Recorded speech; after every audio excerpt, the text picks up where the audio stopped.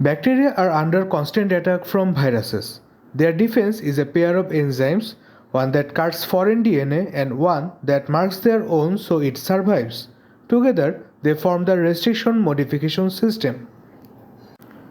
A restriction enzyme, also called a restriction endonuclease, is a protein made by bacteria that cleaves DNA at a specific site. When a bacteriophage injects its DNA into the cell, restriction enzymes cut that foreign DNA apart and the infection is eliminated. This is the bacterium's immune system. But how does the enzyme know where to cut? Each restriction enzyme recognizes one short specific sequence of bases. These stretches are called recognition sequences or restriction sites, and they are scattered randomly through the DNA. Different bacterial species make enzymes that read different sequences. Here, GAATTC. Restriction endonucleases cut the double helix in very precise ways.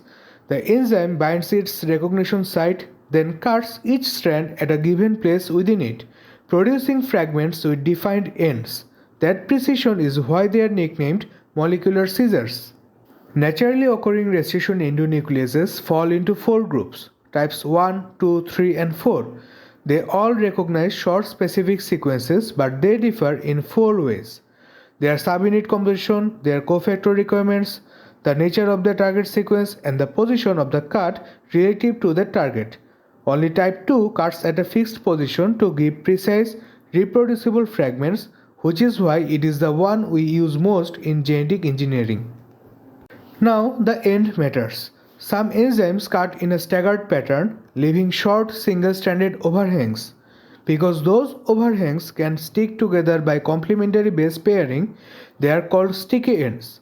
They are valuable in cloning. The overhangs hold two pieces of DNA together in position, so DNA ligase can seal them. Not all enzymes do that. Some are blunt cutters. They cut straight down the middle of the target sequence and leave no overhang.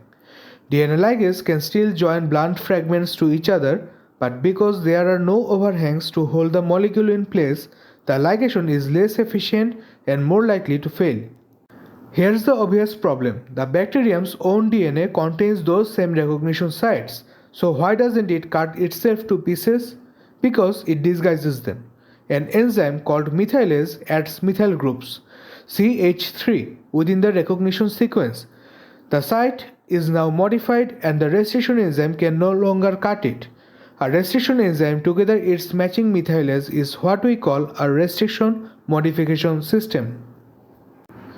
There are four categories of restriction modification system, types 1, 2, 3 and 4.